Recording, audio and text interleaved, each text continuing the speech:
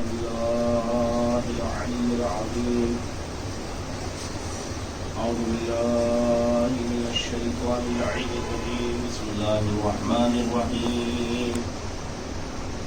الحمد لله رب العالمين، الصلاة والسلام على سيدنا ومولانا ومقتدانا وهادينا وشفيع ذنوبنا وطبيب قلوبنا أبي القاسم محمد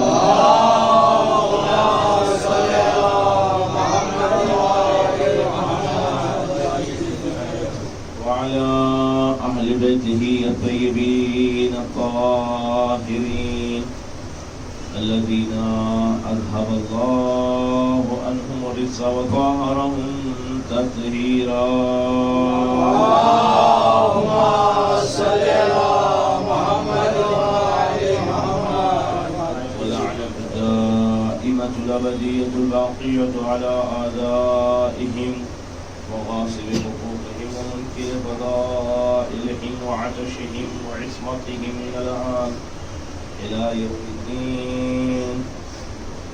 قال الله سبحانه تبارك وتعالى بالقرآن المجيد. بسم الله الرحمن الرحيم.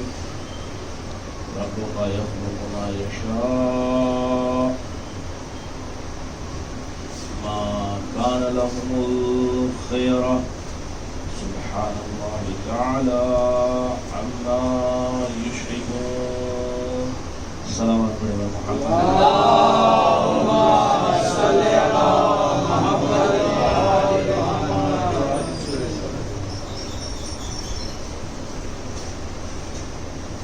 عزیزان محترم،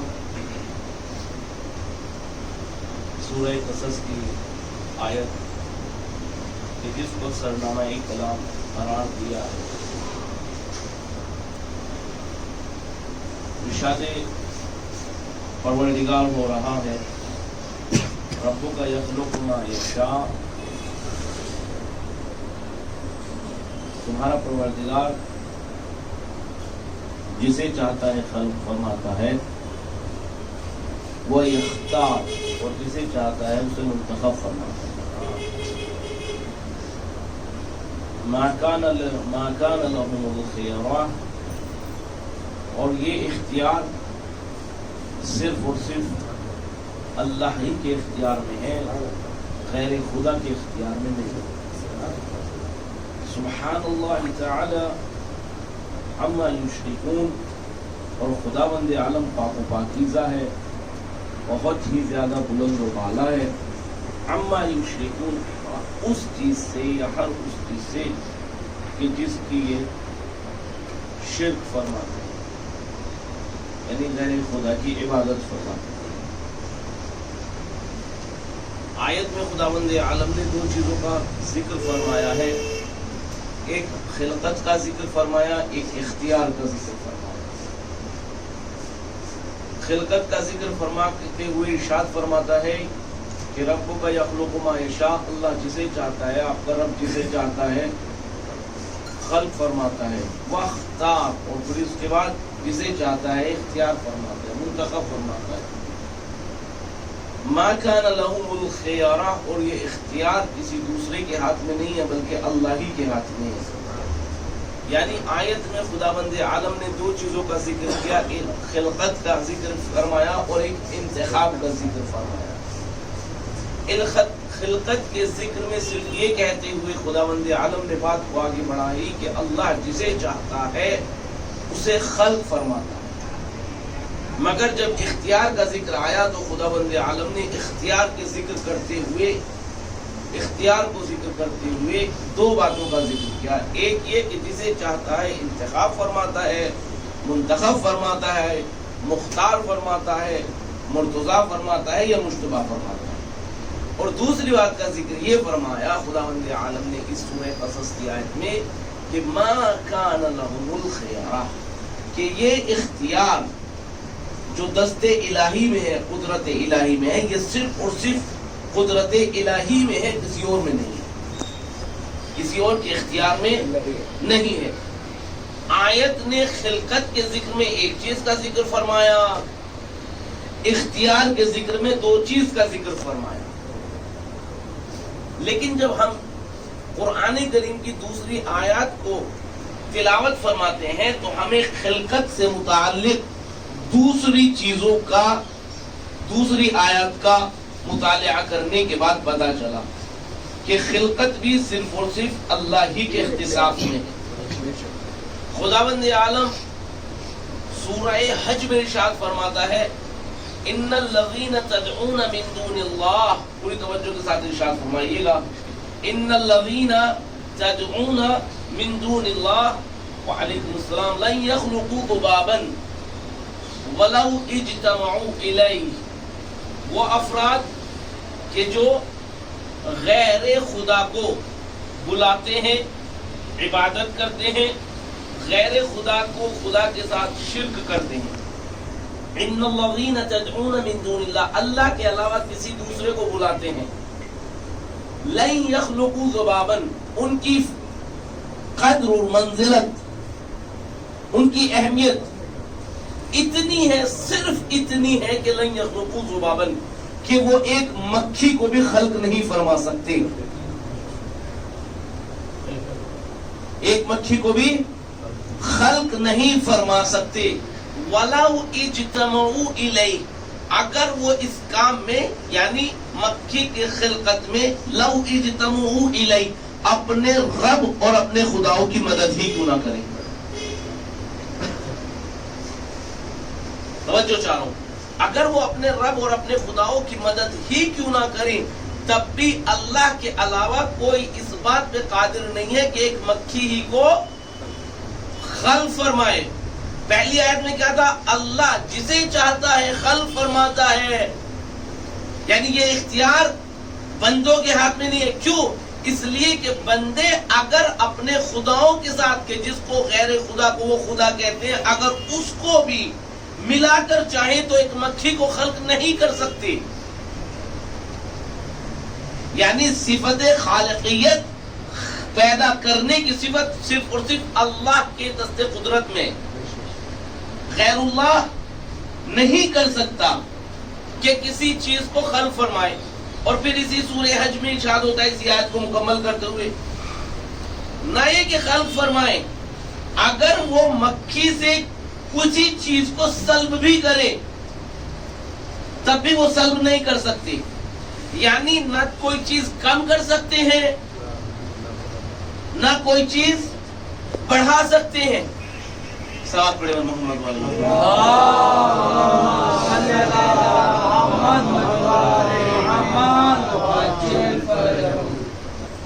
ایک سورہ قصص اور ایک سورہ حج، دونوں آیات کو دوبارہ سنیے اور پھر نتیجے نکالیے گا. سورہ قصص میں خداوند عالم نے کیا ارشاد فرمایا؟ اللہ سبحانہ و تعالی ارشاد فرماتا ہے کہ اللہ جسے چاہتا ہے خلق فرماتا ہے اور جسے چاہتا ہے منتخب فرماتا ہے، اختیار فرماتا ہے. وما کان لهم الخیرہ، اور ان کے بس میں اختیار نہیں ہے، صرف اور صرف اختیار اللہ کے دست قدرت میں ہے. سبحان اللہ تعالی عما یشرکون، خداوند عالم پاک و پاکیزہ ہے اور بہت زیادہ بلند و بالا ہے اس چیز سے کہ جس کی یہ شرک فرماتے ہیں. یہ سورہ قصص. سورہ جن میں کیا ارشاد فرمایا؟ سورہ جن میں ارشاد فرماتا ہے ان الذین تدعون من دون اللہ لن یخلقوا ذبابا ولو اجتمعوا الیہ، کہ وہ افراد کے جو اللہ کے علاوہ کسی کو بھی بلاتے ہیں، پکارتے ہیں، وہ اس بات پہ قادر نہیں ہے اگرچہ سب مل ہی جائیں، سب مل جائیں، اپنے خداؤں کے ساتھ سب مل جائیں، تب بھی وہ ایک مکھی کو پیدا نہیں کر سکتے. اور مکھی کے تو پیدا بہت دور کی بات ہے، وہ ایک مکھی سے کوئی چیز سلب نہیں کر سکتے، نہ کوئی چیز بڑھا سکتے ہیں نہ کوئی چیز گھٹا سکتے ہیں. یعنی خداوند عالم نے خلق بھی اپنے ہاتھ میں رکھا، خداوند عالم نے اختیار بھی اپنے ہاتھ میں رکھا.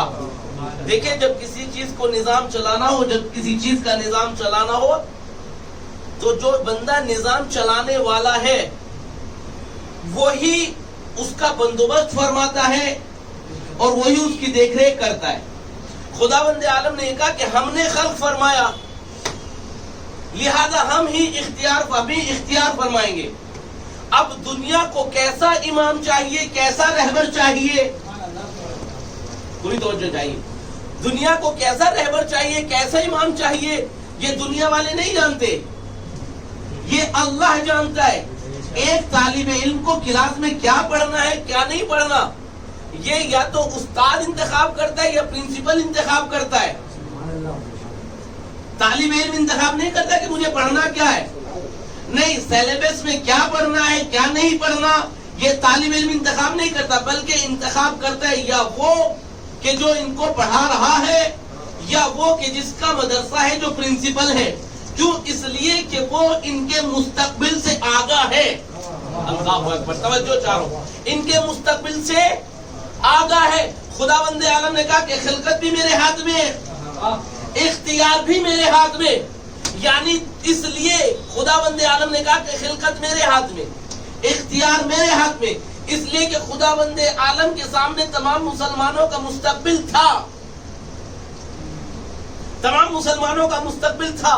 آخر حیات تک خداوند عالم دیکھ رہا تھا کہ انہیں کیسے نبی کی ضرورت ہے, کیسے رسول کی ضرورت ہے, کیسے امام کی ضرورت ہے. جب امامت, جب نبوت بالکل مختصر تھی تو نبی آدم کو نبی بنا کر بھیجا. جب نبوت اور بڑھی تو نبی ابراہیم کو بھیجا. جب نبوت اور بڑھی تو جناب موسیٰ کو بھیجا. جب نبوت اور بڑھی تو جناب عیسیٰ کو بھیجا. اب دنیا تقاضا کر رہی تھی کہ ایک ایسی نبوت اور ایک ایسی رسالت آئے کہ جو تا قیام قیامت چلے. لہذا خداوند عالم نے پیغمبر اسلام کو رسالت دے کر بھیجا, پیغمبر اسلام کو رسالت دے کر بھیجا. یہ رسالت دنیا کی رسالت, یہ رسالت قیامت تک چلنی تھی. اب کیونکہ آخری نبی تھے, اللہ اکبر, اب کیونکہ آخری نبی تھے, نبوت ختم ہونی تھی, لہذا اب نبی کے بعد ایک ایسا ہونا چاہیے جو ہو تو نفس نبی, توجہ چاہو, جو ہو تو نفس نبی مگر نبی نہ ہو تو نفس نبی مگر رسول نہ ہو تو نفس نبی مگر پیغمبر نہ ہو. لہذا خداوند عالم نے غدیر میں اس بات کا بندوبست کر دیا کہ ہم ایک ایسے کو بنائیں گے جو نبی تو نہیں ہوگا لیکن نفس نبی ہوگا, رسول تو نہیں ہوگا بلکہ نفس رسول ہوگا, پیغمبر تو نہیں ہوگا بلکہ نفس پیغمبر ہوگا, نفس پیغمبر ہوگا. اب جو خصوصیتیں رسول کی ہیں وہ خصوصیتیں نفس پیغمبر کی ہوں گی, نفس رسول کی ہوں گی. خداوند عالم نے کہا کہ شریعت قیامت تک چلنی ہے. اللہ اکبر, توجہ چاہو, شریعت قیامت تک چلنی ہے. نہ اس شریعت میں کچھ بدلاؤ ہوگا, نہ تغییر ہوگی, نہ تبدل ہوگا. لہذا اب جو اس شریعت کا محافظ بن کے آئے گا وہ عالم شریعت بھی ہوگا, محافظ شریعت بھی ہوگا, وہ عالم شریعت بھی ہوگا اور محافظ شریعت بھی ہوگا. یعنی شریعت پیغمبر کسی غیرے کے ہاتھ میں دینا درست نہیں ہے, بلکہ اگر کوئی شریعت پیغمبر کو آگے چلائے گا تو وہ ہوگا کہ جو نفس نبی ہوگا. ایک سلوات پڑھے گا محمد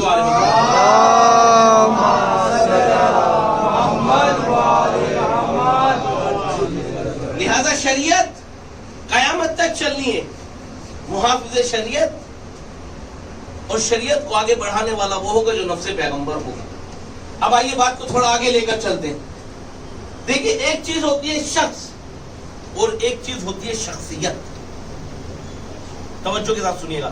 ایک ہوتا ہے شخص اور ایک چیز ہوتی ہے شخصیت. دونوں میں فرق کیا ہے؟ دونوں میں فرق یہ ہے کہ جب ماں اپنے بچے کو پیدا کرتی ہے تو یہ جو پیدا ہونے والا ہے یہ شخص ہے, یہ پیدا ہونے والا شخص ہے, ابھی شخصیت نہیں ہے. شخصیت کب ہوگی؟ شخصیت تب ہوگی جب محنت کرے گا, پڑھے گا, لکھے گا اور اپنا نام بنائے گا. یہ نام بنانا شخصیت ہے. توجہ چاہو, یہ نام بنانا شخصیت ہے. ابا نے نام رکھا محمد, شناختی کارڈ میں نام لکھا گیا محمد, محلہ لکھا گیا, عمر لکھی گئی, کہاں کے رہنے والے ہیں یہ سب کچھ لکھا گیا.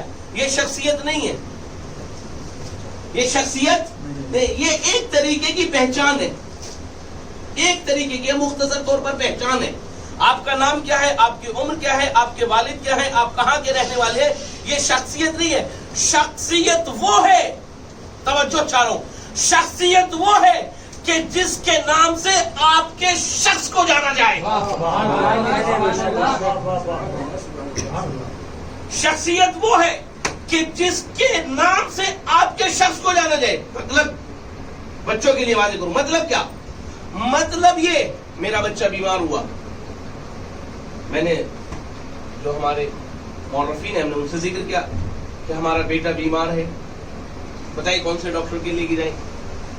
انہوں نے کہا کہ بچوں کے ڈاکٹر کے لیے پاس لے جائیے، بچوں کے ڈاکٹر کے پاس لے جائیے. بہت ہی اچھے ڈاکٹر ہیں، اللہ نے ہاتھ میں شفا رکھی ہے. کیا کہا؟ بچوں کے ڈاکٹر کے پاس. نام ذکر نہیں کیا، اللہ اکبر، نام ذکر نہیں کیا، صفات ذکر کر رہے ہیں. بچوں کے ڈاکٹر کے پاس لے جائیے، بہت اچھے ہیں، اللہ نے ہاتھ میں شفا رکھی ہے. ہم نے کہا بھائی نام کیا ہے؟ کہا مولانا نام نہیں پتا. اللہ اکبر، نام نہیں پتا مگر ہم ایڈریس آپ کو بتا رہے ہیں، آپ چلے جائیں، یہ بچوں کے ڈاکٹر ہیں. تو یہ جو بچوں کا ڈاکٹر سے مشہور ہوا ہے، یہ اس کی شخصیت ہے، یہ اس کی شخصیت ہے. ہم نے ایک وکیل کے بارے میں بات کی، ہم نے ایک وکیل کے بارے میں بات کی، کہا وکیل کی ضرورت ہے، کہا وکیل کی ضرورت ہے. کہا ایک وکیل ہے بہت ہی اچھے ہیں، کبھی کوئی کیس نہیں ہارتے ہیں اور ہمیشہ کیس جیتتے ہیں. ہم نے کہا جی بتائیے کون سے؟ کہا بہت ہی زیادہ معروف ہے اور اس نام سے معروف ہے کہ ان کو وکیلوں کا سرتاج کہا جاتا ہے، وکیلوں کا سرتاج کہا جاتا ہے. کہ جب بھی وکیل کا نام آتا ہے تو کوئی تصور میں آئے یا نہ آئے، وہ ضرور آتے ہیں. اللہ اکبر، توجہ چاہ رہا ہوں، کوئی آئے یا نہ آئے مگر وہ آتے ہیں. لہذا دو چیزیں، ایک شخص اور ایک شخصیت. خدا بند عالم نے انسان کو پیدا کر کے اس کو شخص بنایا مگر شخصیت اس کے ہاتھوں میں رکھی کہ شخصیت تمہیں بنانی ہے. اور تمہاری شخصیت کیسی ہو؟ تمہاری شخصیت ایسی ہو کہ تمہارا نام بڑا ہو یا نہ ہو، تمہارا نام بڑا ہو یا نہ ہو مگر تمہاری شخصیت اتنی بلند اور بالا ہو کہ ادھر تمہاری شخصیت ذکر ہو، ادھر تمہارا ذہن میں تصور آ جائے. نہیں یار بابا دیکھیے، ساتھ دیجیے انشاءاللہ، ساتھ دیجیے. تمہارا خدا بند عالم نے تمہیں وجود عطا کیا، یہ تمہاری شخص، لیکن وجود دینے کے بعد تمہیں قابلیتیں دی، تمہیں سماعت دی، تمہیں قوت بصارت دی، تمہیں قوت حافظہ دیا، اور یہ سب قوتیں دینے کے بعد کہا کہ اب شخصیت بناؤ. شخصیت تمہارے ہاتھ میں، اور شخصیت کا پیمانہ یہ ہے، اللہ اکبر، اللہ کے نزدیک شخصیت کا پیمانہ یہ ہے. پوری توجہ چاہ رہا ہوں، شخصیت کا پیمانہ یہ ہے کہ اب تمہیں تمہارے نام سے نہیں بلکہ شخصیت سے پہچانا جائے. خدا کی قسم پوری دنیا میں اہل بیت کے علاوہ ہمیں کوئی گھرانہ ایسا نہ ملا جو شخصیت، جو شخص سے تو کم معروف ہو لیکن شخصیت سے زیادہ معروف ہو، شخصیت سے زیادہ معروف ہو. ہم نے ایک بار کہا جناب عباس، ایک بار کہا قمر بنی ہاشم، بھائی ادھر قمر بنی ہاشم آیا، ادھر آپ کے اذہان میں جناب عباس کا تصور آیا. نہیں ادھر ہم نے خاتون جنت کہا، توجہ چاہو، ادھر ہم نے خاتون جنت کہا، ادھر آپ کے تصورات میں حضرت زہرا کا تصور آیا، ادھر ہم نے جناب مختار کہا، جناب مصطفیٰ کہا، ادھر مصطفیٰ کہا، ادھر آپ کے خیال میں جناب پیغمبر کا ذکر آیا، ادھر ہم نے امیر المومنین کہا. صلوات بر محمد وآل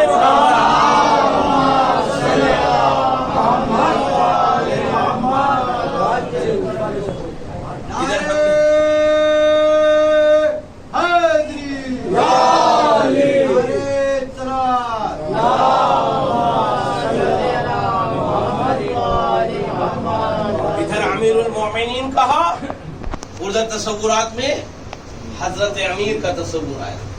ادھر امام المتقین کہا، ادھر تصورات میں امام المتقین کا ذکر آیا. بس ارباب حضرت جس موضوع کی طرف میں لانا چاہتا ہوں ادھر آ گیا.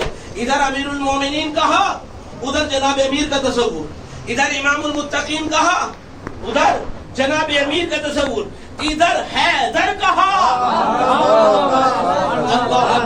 इधर हैदर कहा, उधर अपने गहवारे में सांप के कल्ले अंदर के दो टुकड़े करने वाले का तस्वुर ज़हन में आया।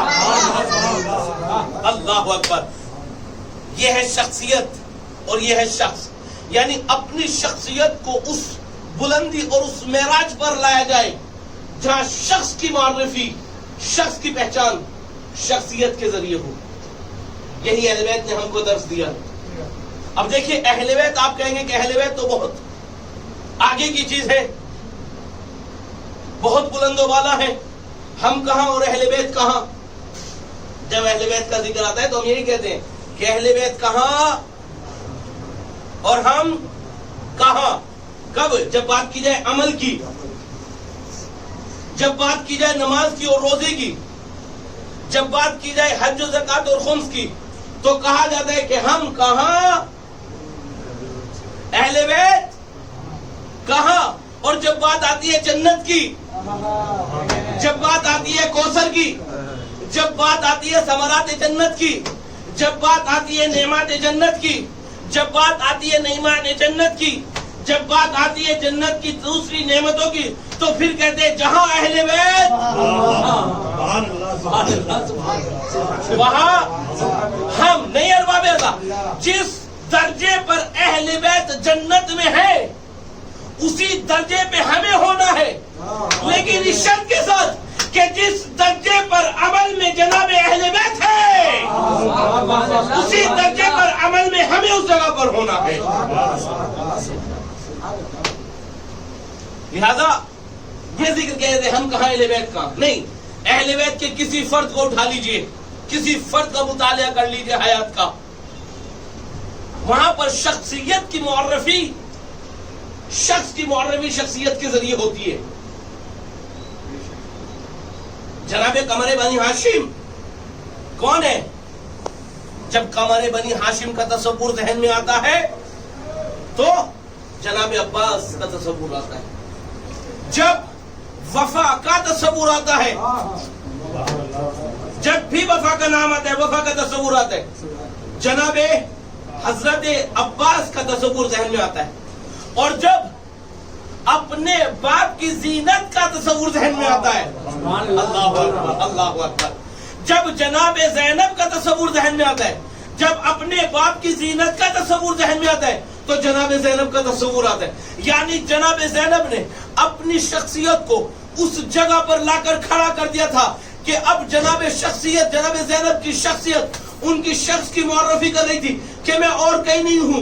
मैं ये मत समझो कि मैं अली की लाडली हूं, मुझे ये मत समझो कि मैं फातिमा की लाल हूं, मुझे ये मत समझो कि मैं पैगंबर की नवासी हूं। नहीं, बल्कि मुझे समझना हो तो एक शख्सियत से समझना, वो ये समझना कि मैं अपने बाप की जीनत हूं। सलावत पर मोहम्मद व आले मोहम्मद।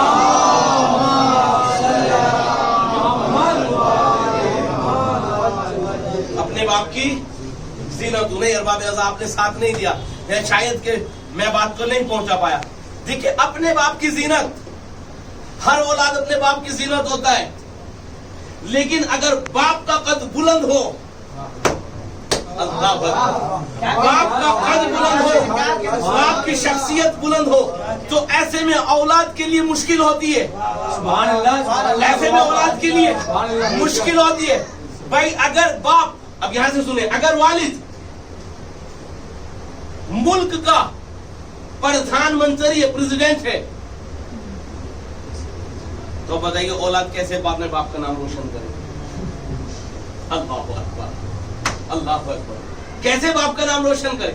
अगर बाप किसी यूनिवर्सिटी में प्रेसिडेंट है या वहां का सदर है, तो बताइए बाप, ये बच्चा अपने बाप का नाम कैसे रोशन करे?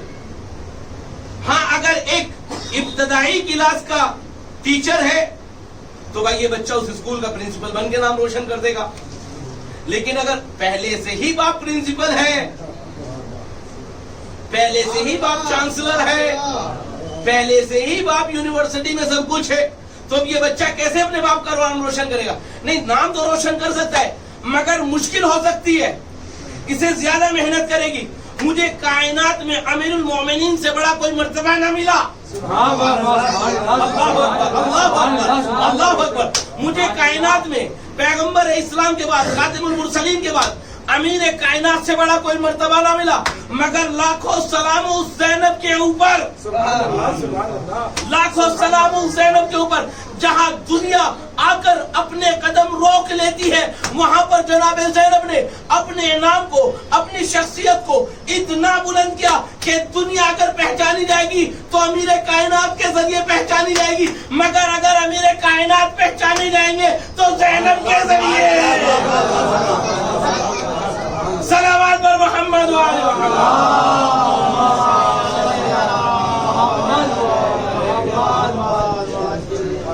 زینت اول اسلام سے لے کر آخر اسلام تک آ جائیے، اللہ اکبر۔ جس جگہ پہ زینت کا ذکر ہوگا وہاں پہ امیر المومنین کا ذکر ہوگا۔ اگر آدم کو زینت کی ضرورت ہے تو آدم کی زینت کا نام علی ہے، اللہ اکبر۔ اگر آدم کو زینت کی ضرورت تو آدم کی زینت کی ضرورت کا نام علی۔ اگر نوح کو ضرورت ہے زینت کی تو نوح کی ضرورت زینت کا نام علی۔ اگر ابراہیم کو زینت کی ضرورت تو ضرورت ابراہیم زینت کا نام علی۔ اگر موسیٰ کو زینت کی ضرورت تو اس ضرورت کا نام علی۔ اگر عیسیٰ کو ضرورت ہے زینت کی تو عیسیٰ کی زینت کی ضرورت کا نام ہے علی۔ اگر قرآن کو زینت کی درکار ہے تو قرآن کی زینت کا نام ہے علی۔ اگر توریت کو زینت کی ضرورت ہے تو توریت کی زینت کا نام ہے علی۔ اگر زبور کو زینت کی ضرورت تو زبور کی زینت کا نام ہے علی۔ اگر اول اسلام سے لے کر آخر اسلام تک آ جائیں گے تو ہر زینت پر جہاں دیکھو گے وہاں علی نظر آئے گا۔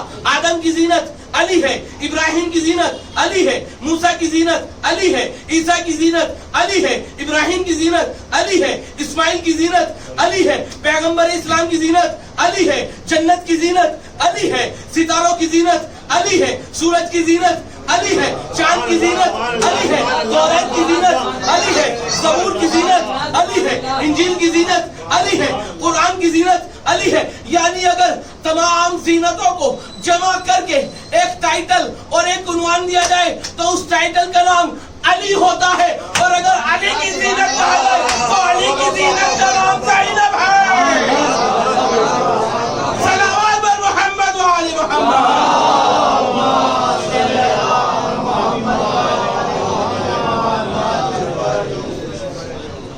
جناب زینب زینت علی ہے، زین و اب، باپ کی زینت۔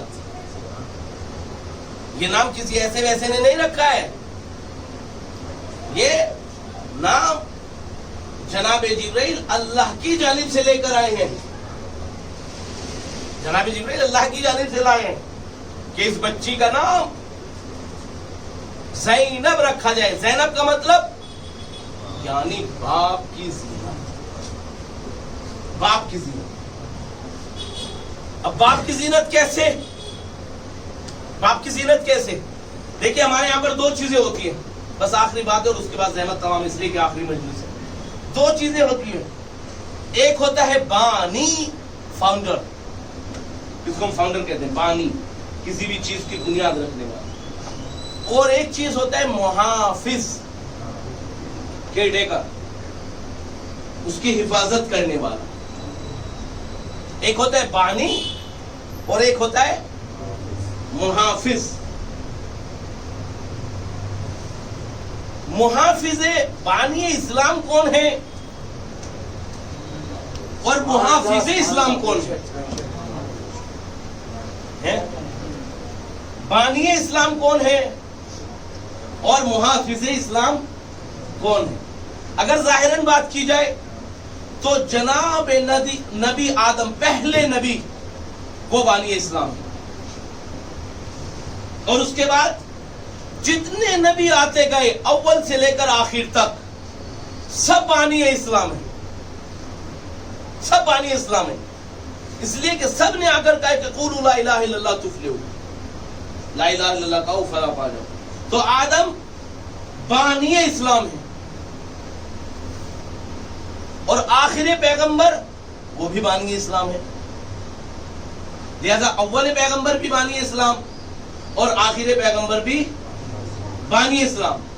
اب پیغمبر اسلام کے بعد امام علی کیا ہے؟ بانی اسلام ہے کہ محافظ اسلام ہے؟ وہ بھی بانی اسلام ہے. توجہ چاہ رہا ہوں کیوں وہ میں آپ کو ذکر کروں گا. وہ بھی بانی اسلام، محافظ اسلام نہیں، بانی اسلام. اس کے بعد امام حسن وہ بھی بانی اسلام. لیکن امام حسین کے دور میں آنے کے بعد اب اسلام ایک ایسی دور میں پہنچ چکا تھا. اللہ اکبر. یہ ساری کنڈیشنز، یہ ساری چیزیں جناب امام حسین سے پہلے نہیں تھی، دور امام حسین میں تھی. امام حسین کے دور میں اسلام ایک ایسی کنڈیشن میں پہنچ گیا تھا کہ اگر امام حسین بیعت کر لیں، توجہ چاہو، اگر بیعت کر لیں تو تمام انبیاء، اول نبی سے لے کر آخر نبی اور اول امام سے لے کر آخر امام تک جو اس وقت تک موجود تھے، تمام کی محنتیں رائگاں ہو جائیں، تمام کی محنتیں پانی پانی ہو جائیں، کوئی وجود نہ ہو. اس لیے کہ یہ رہبر الہی ہے. اگر یہ بیعت کر لے گا اس کا مطلب یہ کہ تمام ما سبق نے بیعت کر لی، اور اگر اس نے بیعت نہیں کی تو گویا کہ ما سبق میں کسی نے بیعت نہیں کی. حالانکہ بات میں پہلے ذکر کر چکا ہوں. جناب امام حسین کے دور میں تاریخ ایک ایسے دور پہ پہنچ چکی تھی کہ اگر امام بیعت کر لے تو ما سبق کی محنت رہے گا، اور اگر امام بیعت نہ کرے تو ما سبق کی محنت رہے گا نہیں، بلکہ زندہ اور باقی ہے. یعنی ان کی جتنی بھی محنتیں ہیں تمام کی محنتیں باقی ہیں اور وجود ہے. کس بات پر؟ اگر امام بیعت نہ کرے. اللہ اکبر. یعنی اول اسلام سے لے کر آخر نبی تک اور آخر نبی سے لے کر جناب امام حسن تک جتنے بھی رہبر، جتنے بھی امام، جتنے بھی ہادی آئے ہیں وہ سب کے سب بانی اسلام ہے. کیوں؟ اس لیے کہ اسلام کو لے کر آئے ہیں. مگر امام حسین کے دور میں اسلام ایک ایسے دور میں پہنچ چکا تھا کہ اب اس کو بانی کی ضرورت نہیں تھی بلکہ ایک محافظ کی ضرورت تھی. اللہ اکبر. ایک محافظ کی ضرورت. کیسے محافظ کی ضرورت؟ ایسے محافظ کی ضرورت جو اپنا خون دے تو اسلام پروان چڑھے، جو اپنے بچے کا خون دے تو اسلام کے بچے پروان چڑھے، جو بہن کی چادر دے تو اسلام کو چادر ملے، جو اپنا گھر راہ خدا میں دے تو اسلام کو امان ملے. نہیں اول نبی سے لے کر آخر نبی تک سب بانی اسلام، مگر امام حسین نے ایک ایسا تمغہ کربلا میں اپنے نام کیا جو کسی کو نہیں ملا. پہلے نبی سے لے کر آخر نبی تک سب بانی اسلام ہے، مگر امام حسین بانی نہیں ہے، محافظ اسلام ہے. اللہ اکبر. محافظ اسلام ہے. ایک صلوات پڑھے بر محمد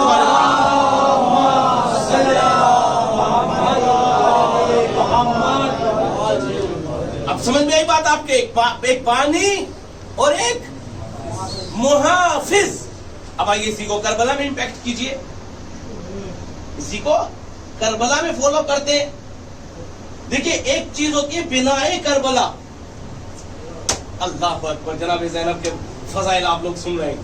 ایک چیز ہے بنائے کربلا، ایک چیز ہے محافظ کربلا. ایک چیز ہے بنائے کربلا، ایک چیز ہے محافظ کربلا. اگر امام حسین کربلا میں بیعت کر لیتے تو سارا دین تباہ اور برباد ہو جاتا. مگر بیعت نہ کر کے امام حسین نے اپنے آپ کو محافظ دین اسلام بتایا کہ میں محافظ دین اسلام ہوں. بس جس قدم پر، جس نہج پر، جس صراط پر امام حسین چل رہے تھے اسی صراط پر آپ کی بہن چل رہی تھی، اسی صراط پر، اسی نہج پر آپ کی بہن چل رہی تھی. یعنی کیا مطلب؟ یعنی جناب امام حسین نے بیعت نہ کی بلکہ دین کو بچایا اور دین کے محافظ بنے. کربلا میں دو چیزیں، ایک بانی کربلا، ایک محافظ کربلا. جب بانی کربلا کا ذکر آتا ہے تو جناب علی اکبر سامنے آتے ہیں, جناب اصغر سامنے آتے ہیں, جناب عباس سامنے آتے ہیں, اور ان سب کے سردار جناب امام حسین سامنے آتے ہیں. یہ سب کون ہیں؟ بانی کربلا. اللہ اکبر, بانی کربلا. مگر جناب ثانیہ زہرا کون ہے؟ ثانیہ زہرا وہ ہے کہ اگر کربلا کے بعد جناب ثانیہ زہرا کی محنتیں نہ ہوں, اللہ اکبر, جناب زہرا کی محنتیں اور مشقتیں نہ ہوں, تو امام حسین کی محنت رائے گا ہو جائے. تو بس پھر مجھے کہنے دیجئے کہ جس طریقے سے اول اسلام سے لے کر آخر اسلام تک تمام نبیوں کی محنتوں کو محافظت اور حفاظت دی ہے جناب امام حسین نے, اسی طریقے سے اگر بنائے کربلا امام حسین کا نام ہے تو پھر محافظ کربلا جناب زینب کا نام ہے. اللہ اکبر. ایک صلوات پڑھے بر محمد.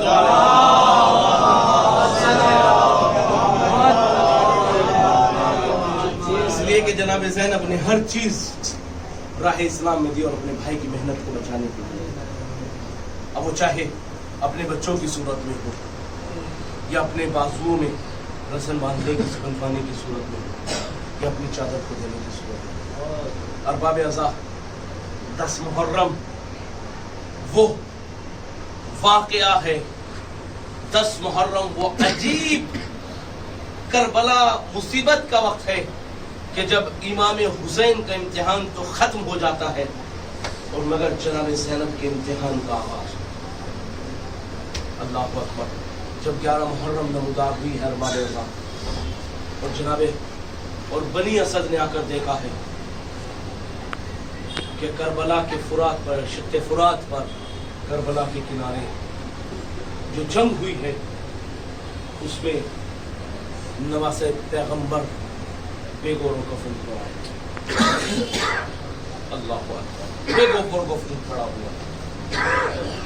ایک بار جا کر بنی اسد کی عورتوں نے بنی اسد کے مردوں کو کہا کہ تمہاری غیرت کو کیا ہو گیا؟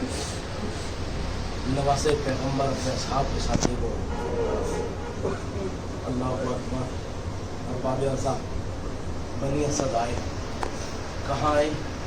کربلا کے اس میدان پہ, کربلا کے اس میدان میں جہاں علی اکبر پرچی کا پھل کھائے ہوئے پڑے, جہاں جناب علی اصغر 3 بھال کا تیر کھائے ہوئے پڑے ہوئے. کہاں پر پڑے ہوئے ہیں؟ جناب مولانا محمد کا لاشا پڑا ہوا ہے. 11 محرم کوئی کم مصیبت کا وقت نہیں, اس لیے کہ جب 11 محرم نمودار ہوئی ہے نا, تو جب 11 محرم نمودار ہوئی تو ایک بار بسر سعد نے حکم دیا کہ سب لاشوں کو جمع کیا. اللہ اکبر. سب لاشوں کو جمع کیا. عجیب روایت ہے, قسم خدا کی مقاتل نے تحریر کیا کہ اگر اس روایت کو انسان تصور کربلا کر کے سنے تو قسم خدا کی وہ خون کے آنسو ہو. جب تک سنے اور جب تک یاد رکھے تب تک روتا رہے, مگر تصور شرط ہے. کیا حکم دیا؟ کہ سب لاشوں کو جمع کیا جائے. کون؟ جو کل ہم ہمارے مقابلے میں لڑے تھے, سب کو جمع کیا گیا. تو ایک بار کسی نے کہا کہ ایک ننھے سے مجاہد کو حسین نے پشت خیمہ میں جا کر دفن کیا تھا. اللہ اکبر. جتنا بڑا شہید ہے نا یہ, اتنی بڑی اس شہید کی شہادت ہے. جتنا بڑا شہید ہے نا یہ 6 مہینے کا, اتنی بڑی اس شہید کی شہادت ہے قسم خدا کی.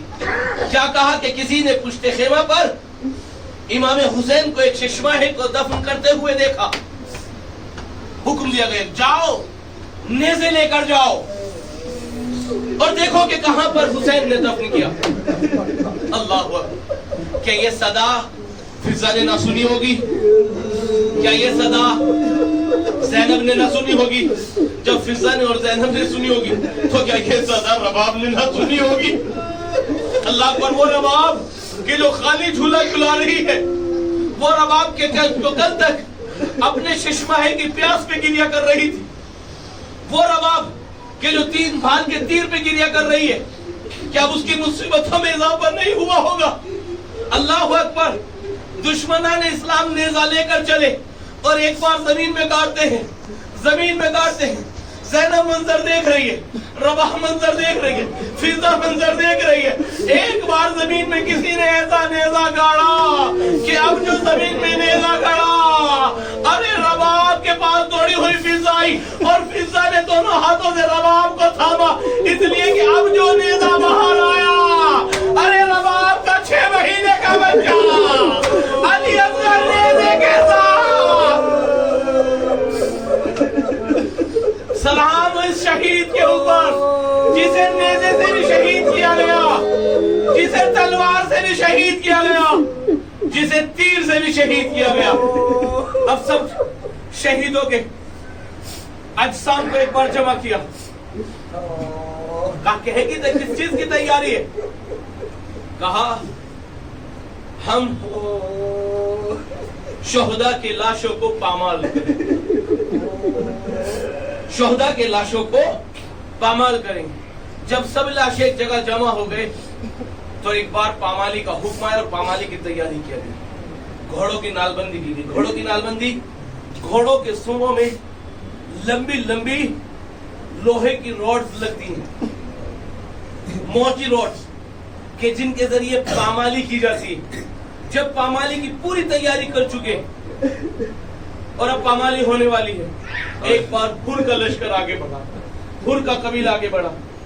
हमारे होते हुए हमारे सरदार की लाश को पामाली हो जाए, हम होने नहीं देंगे। अल्लाहु अकबर। इस मंजर को जनाब ज़ैनब देख रही है।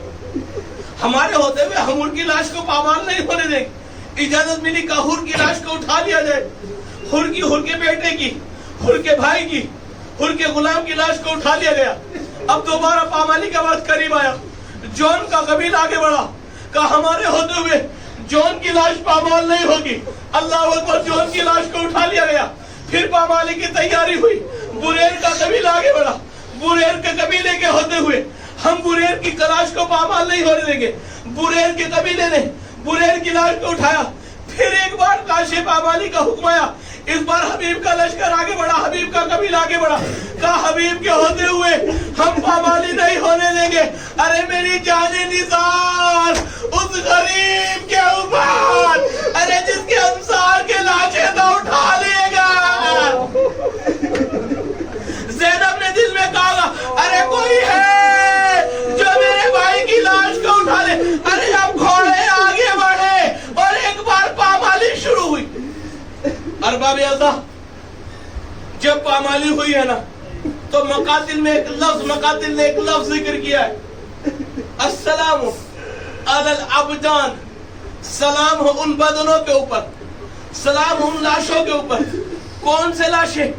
कि जब उनके जिस्मों पर घोड़े के सुम पड़ते थे, जब उनके ऊपर घोड़े के सुम पड़ते थे। देखिए सुनिए, खयामगाह कहां पर थे? खयामगाह किस जगह पर थी? जिस जगह पर इमाम हुसैन शहीद हुए और जिस जगह पर खयामगाह थे। आप जितने भी करबला में गए हैं आपने सबने देखा होगा कि कितना डिस्टेंस है और कितनी दूरी है, कितना फासला है। और जिस जगह पर इमाम शहीद हुए वहीं पर लाशों को जमा किया गया और वहीं पर लाशों की पामाली हुई। फासला आपने सबने देखा है। अरबाब अज़ा मकातिल बयान करते हैं कि जब कोई भी घुड़सवार अपने घोड़े को लाशों की पामाली कराता था और घोड़े की सुम लाश के ऊपर पड़ती थी तो हड्डियों के टूटने की आवाज। अरे ख़याम इमाम हुसैन जिस जगह पर इमाम के ख़याम थे, चले हुए ख़याम थे, वहां पर बीबियां अपने कानों से अरे हड्डियों के टूटने की आवाज। अल्लाह अकबर। अरे मेरा सलाम हो उस बहन के ऊपर, उस मजलूम के ऊपर जिसने अपने कानों से पामाली भाई को सुना, आंखों से देखा, अरे मगर मदद ना कर सकी।